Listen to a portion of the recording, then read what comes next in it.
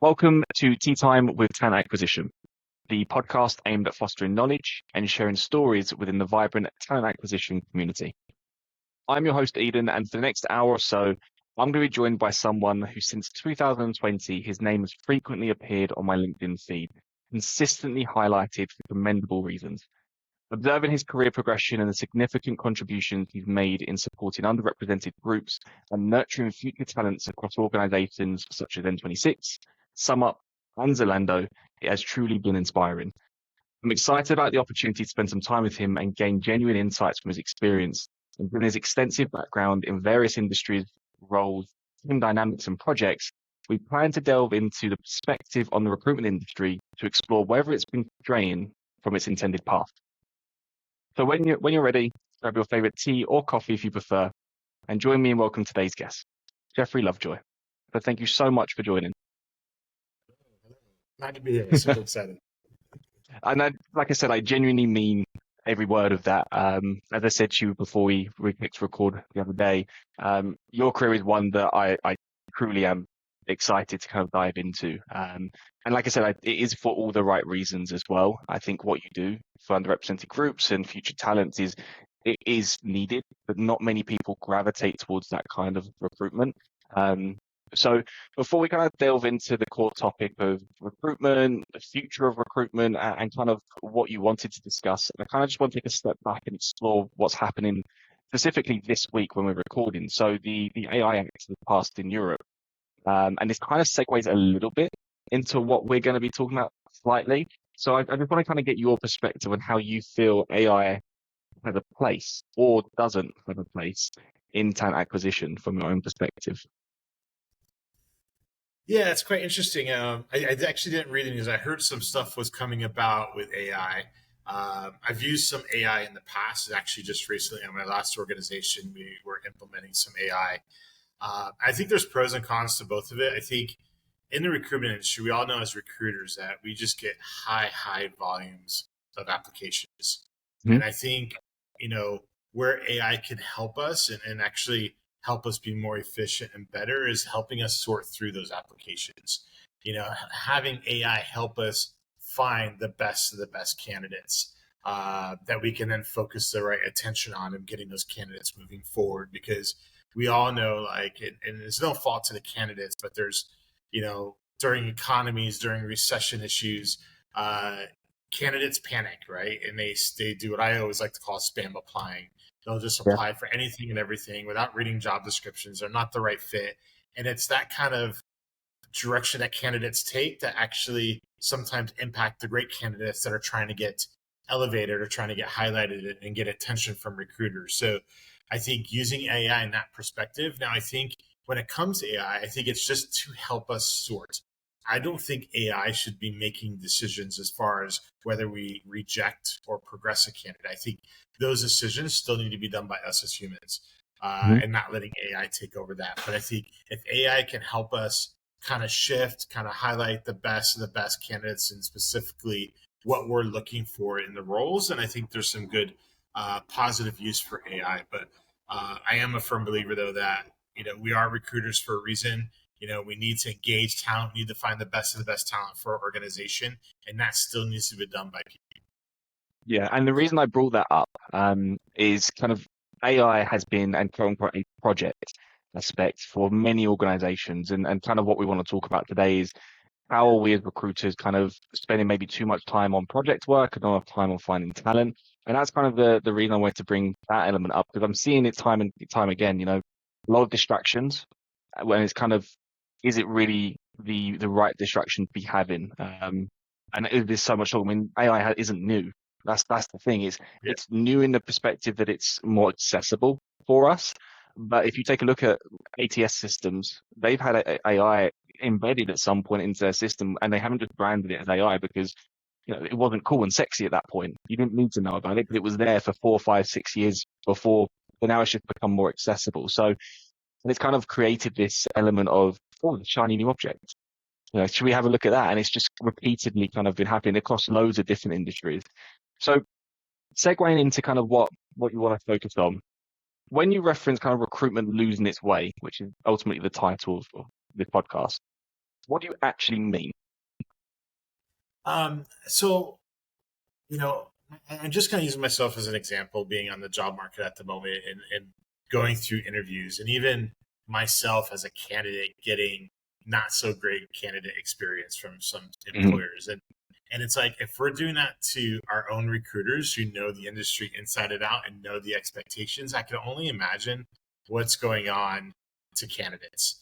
And I've seen in some organizations that it seems everything has become revolving around projects. Now, don't get me wrong, projects are important. We need to have projects in place to help us become more efficient. But we need to make sure we're doing it in moderation and making sure that it's not taking away from our actual duties of what we actually need to be doing, which is hiring great people.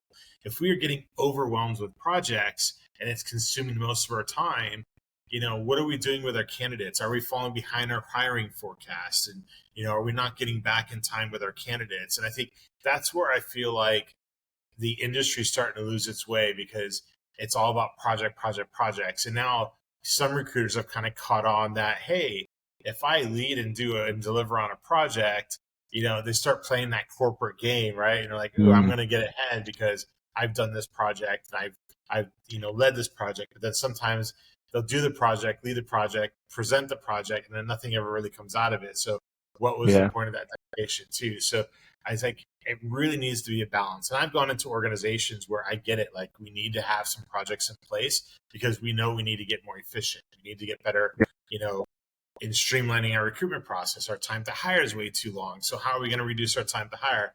Yes, that's a great project, but like having 5, 6, 7, 8 projects running at the same time when it should be maybe 20, 25% of your day to day, and the rest of the day is processing your candidates, giving them the attention they deserve, the feedback that they deserve, going through the different processes, and then leaving that 25%. I think in the past, when I've always managed my teams, I try to keep their workload balance at like 70% on their capacity when you look at the level of jobs.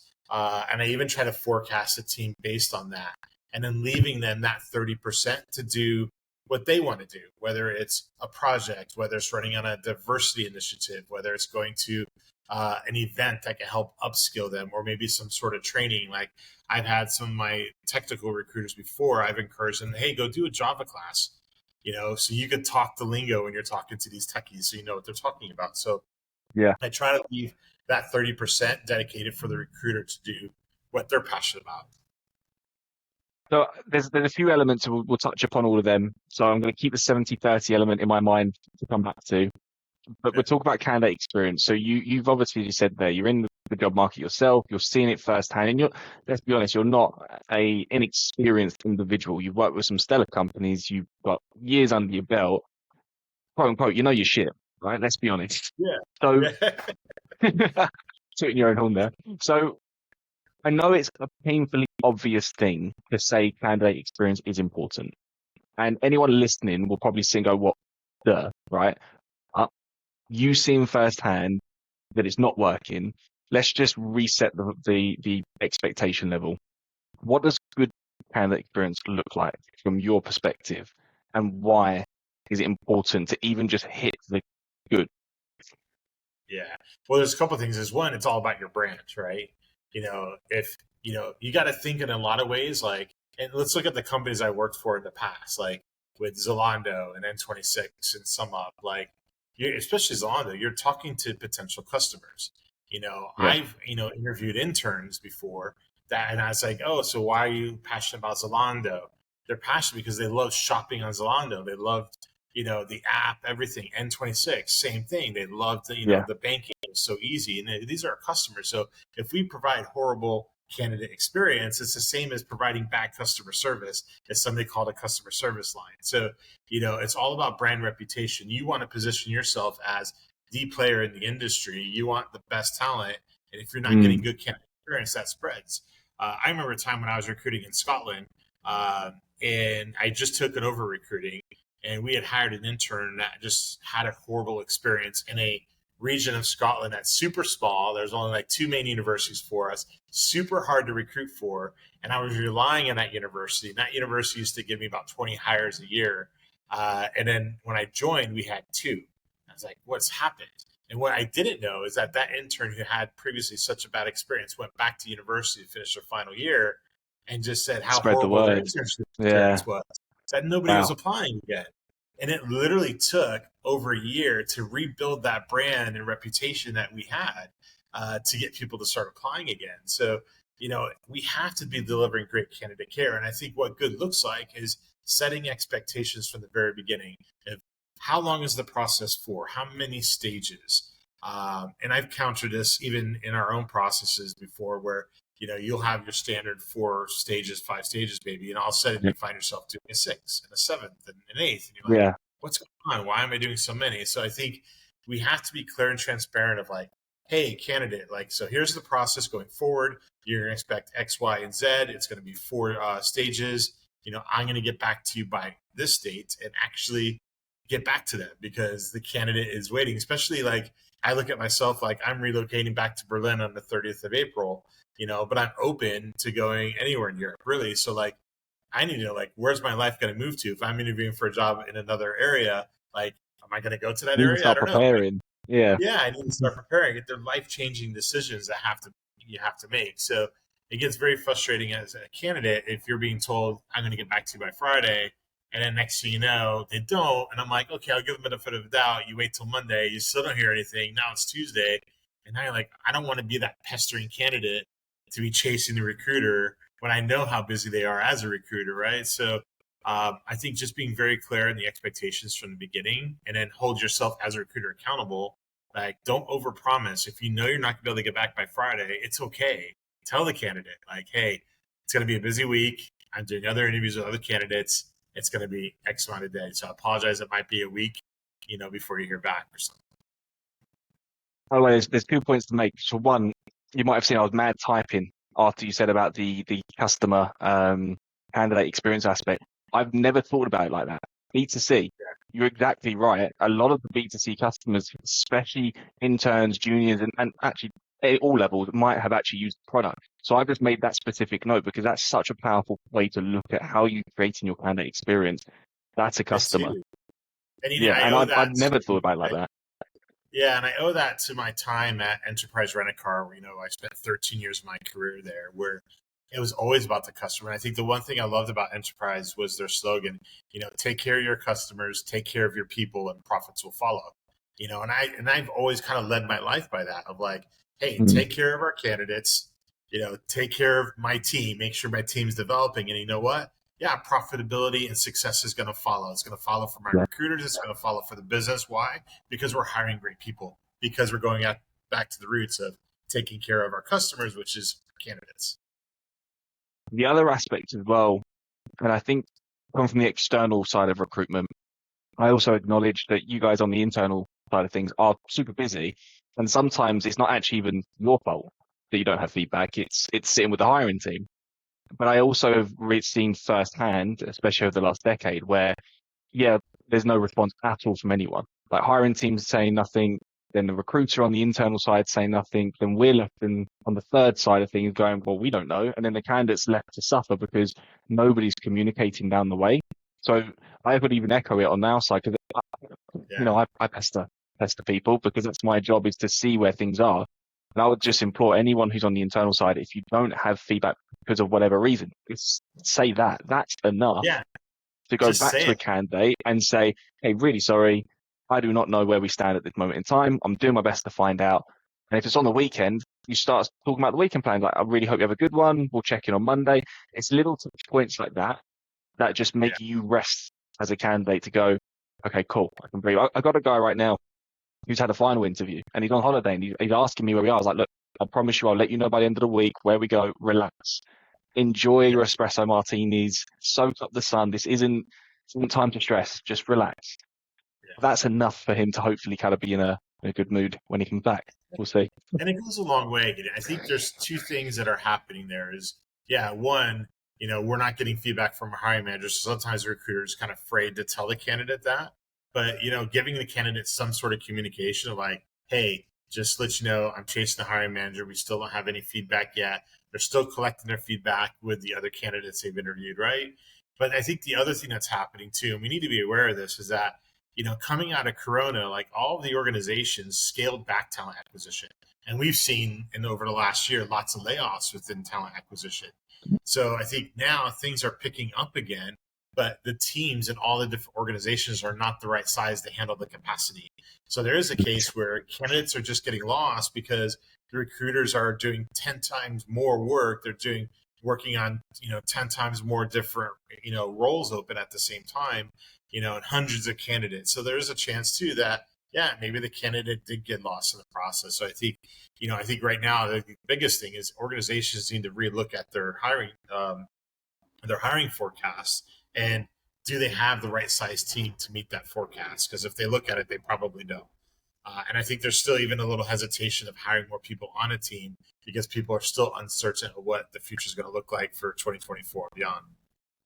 I mean, what I've experienced Q1 has been a very positive difference in what we saw in Q3 and Q4 of last year.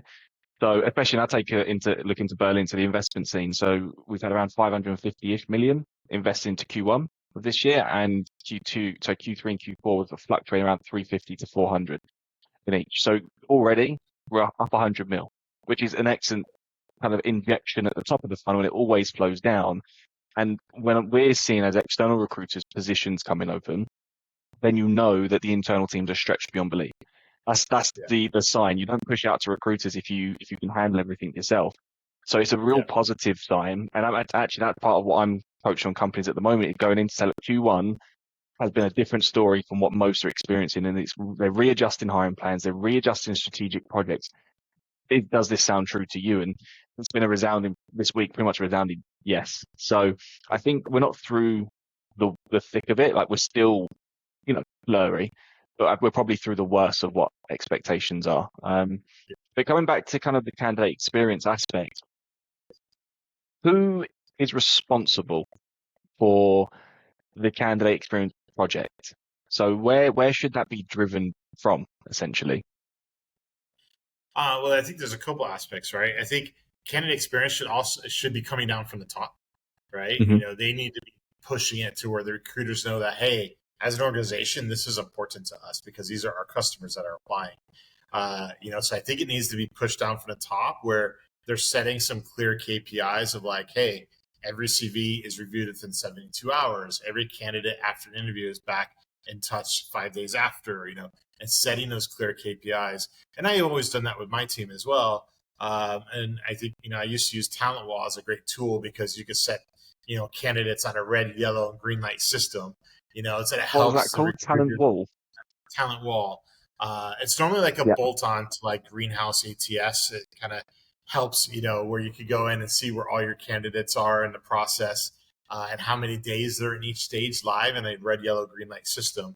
And you set what you want that. So green is like 0 to 5 days. Yellow, they've gone 6 to 9 days, and then red is 9 and beyond, right? So that helps, on one job board, they can kind of see where all the candidates are sitting on their ATS. But yeah, it comes from the top of us as managers setting those clear KPIs. But I think also from the bottom, the recruiter should care, and B, understand why it's important. But then you also need that additional support from your employer branding team as well, like helping us look at our communication that we're using in our ATS system.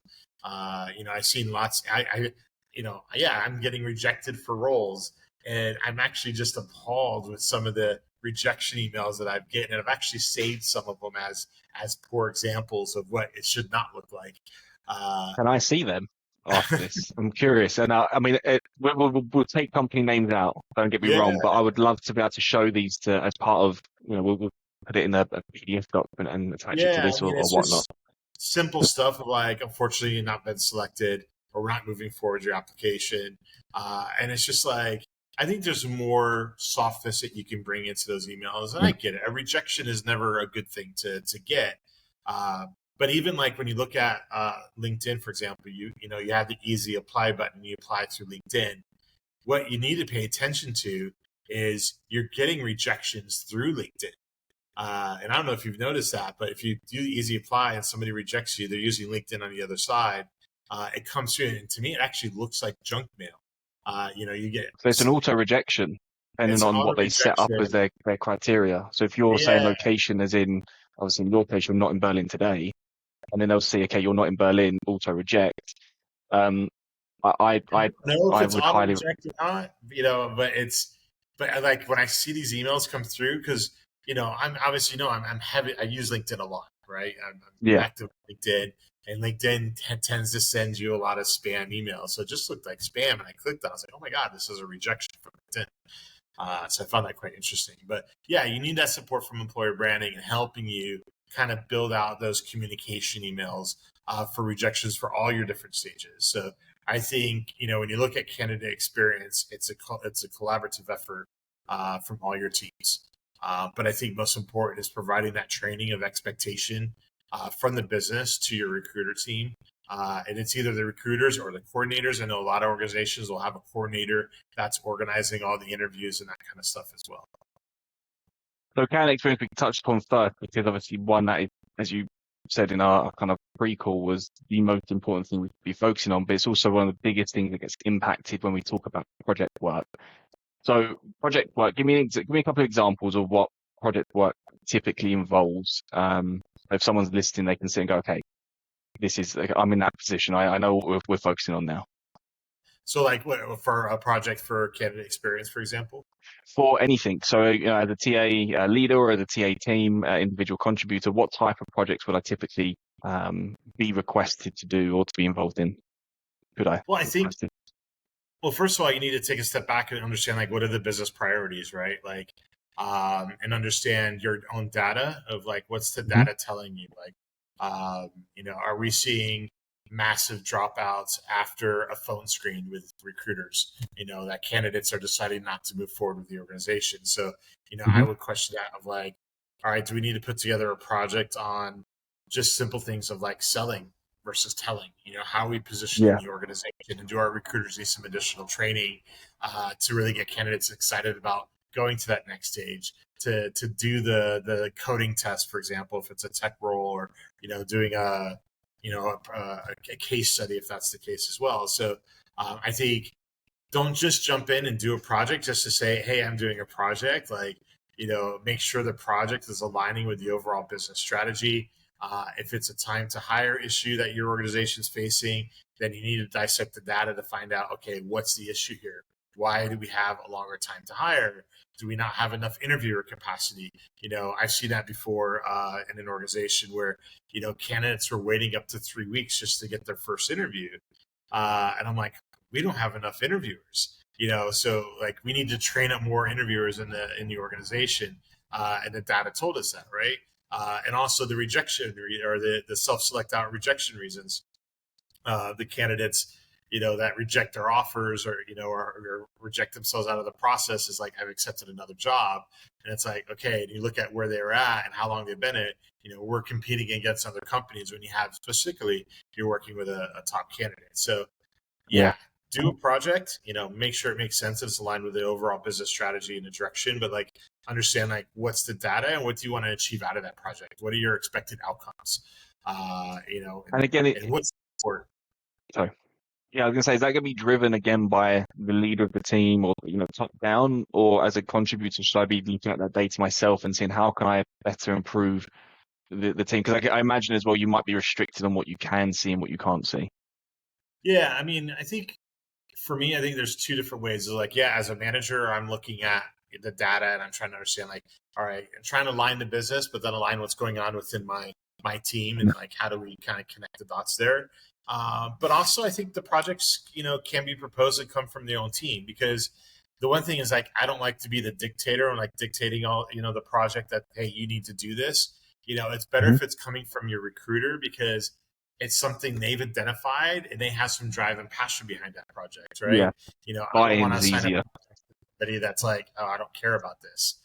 They probably should care on everything, right? But there's just some that won't be passionate for that. So I Yeah, think it's great, for us as leaders, is kind of highlight some of the challenges that we're seeing, and let's let the recruiters come to us and see what they put together, because it's going to help their development. Yeah, we can continue to tell them, but if they kind of take away and look at the data themselves and come up with the solutions themselves, I think that's better for their own personal development and better for the organization.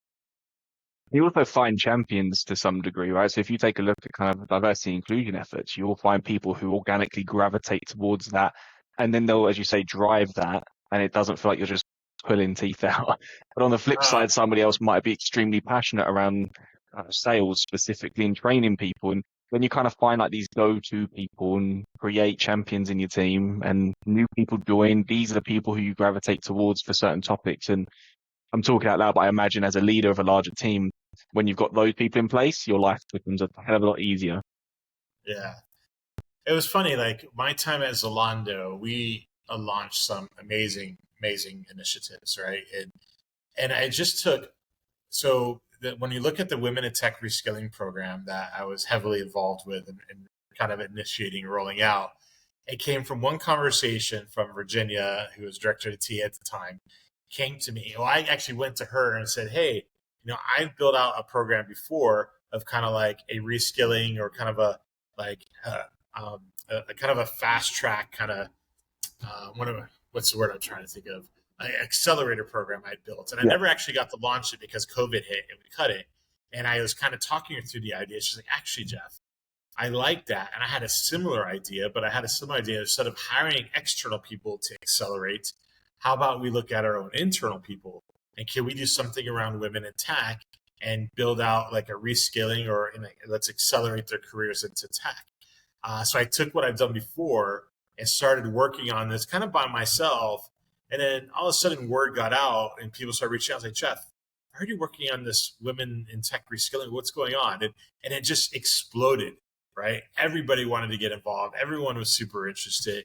And the same thing happened with the Adnan internship for minorities, underrepresented groups. Who It was a partnership with the organization Adnan, and we had an Adnan internship. We hired some amazing, talented people on that internship program.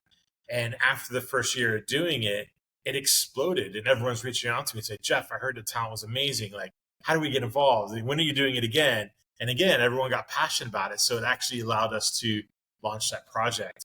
So it And I starts think, with yeah, your kind of interest and then kind of snowballs, but you're not going to everyone going, "Hey, I've got this idea, listen to me, you've got to get involved." It's yeah. starting getting a few things rolling and then letting it organically drip feed through the organization. Yeah, and it wasn't where, I was doing these programs just because I was wanting recognition or anything. I Yeah. was working on it because it was just the right thing to do. And the organization, had the appetite of wanting to do something. And this took, delivering an amazing project like Adnan, where it then spiraled into like everyone wanting to be a part of it. And it's a project I think that's still going on now today. Um, so I think for the recruiters that come up with their kind of own projects that they're passionate about gives them that energy and drive in their own personal development. It's something for them to be proud of because when we finally launched, when I left Zalando, everything was finally launched, and we had 20 women being reskilled into being junior software engineers. That was probably the highlight of my career, and it's something that me personally will always kind of take away.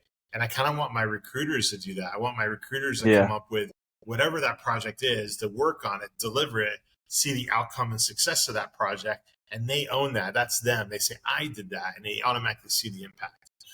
10 years down the line, they can look back and talk on a podcast or whatever they have in 10 years' time and have that again. So Yeah, those exactly. projects that you helped deliver were driven by the data that you saw.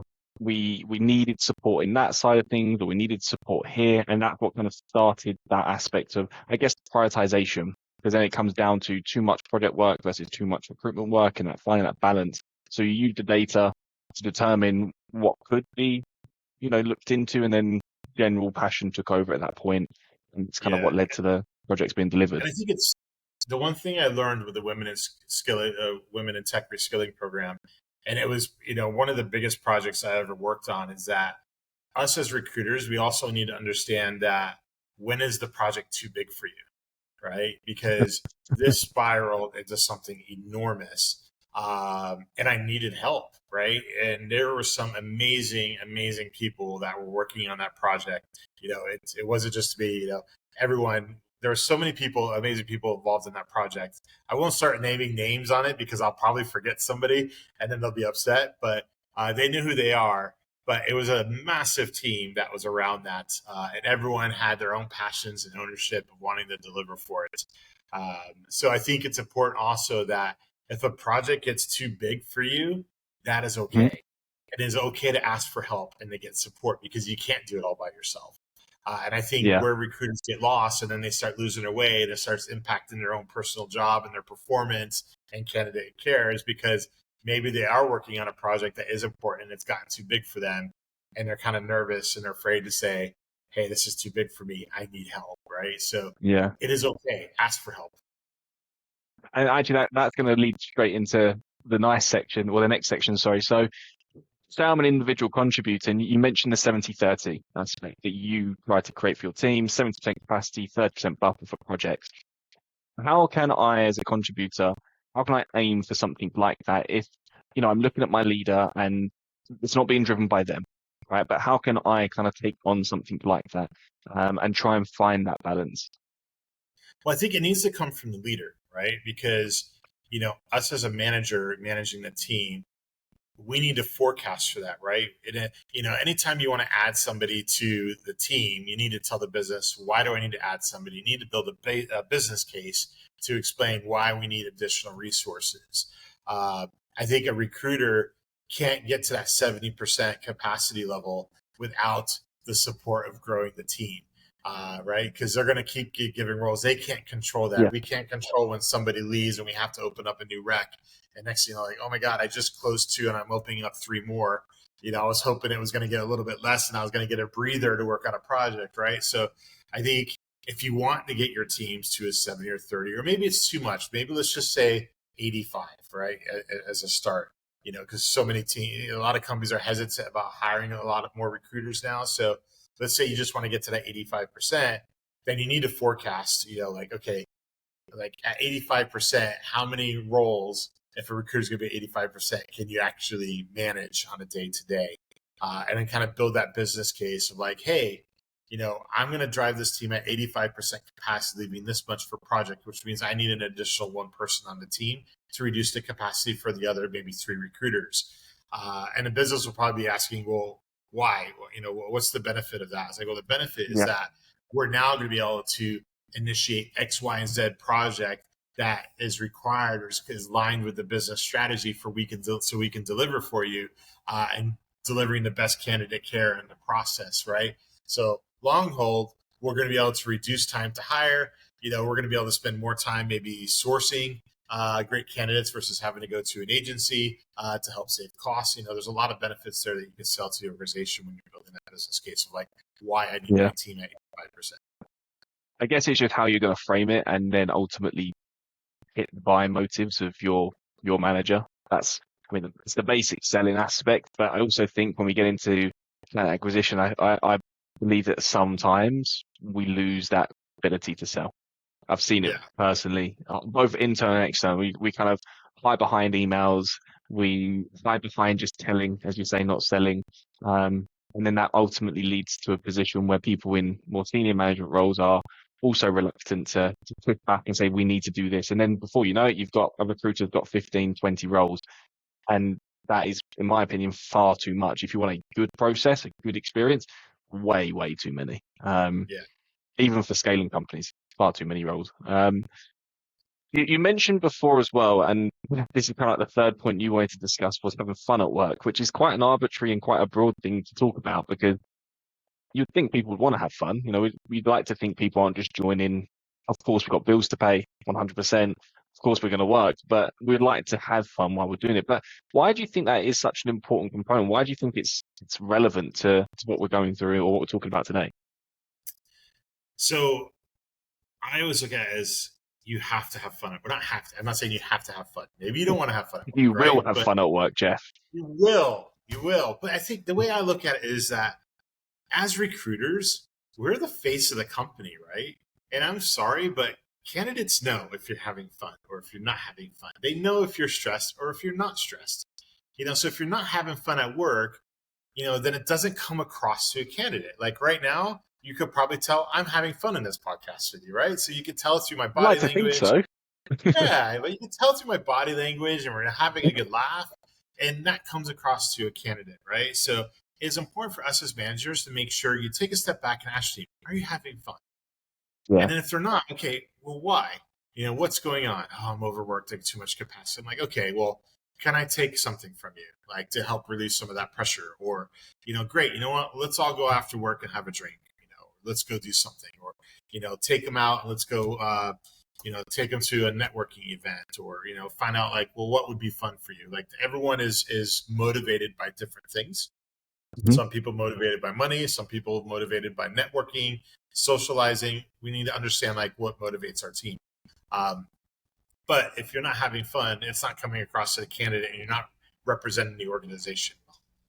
And I've Yeah. been on a couple of calls as a candidate recently where I can tell that recruiter looks super stressed. Yeah, it's a shame when it does happen because you're absolutely right. We are the face, be it internal or external, you are representing that organization. We're all here to do a good job for that organization. And I do know, as in firsthand, I've seen it, candidates take jobs sometimes when they like the person they're working with. You get to the end Right. of a process, you've got two positions, and I've had people in my side of things say to me, I've taken a job because you work with them and I liked working with you. They were equal in everything, same salary, Yeah. same sort of team structure. I've taken it purely because I like the process more than the other. And it's Yeah. so powerful.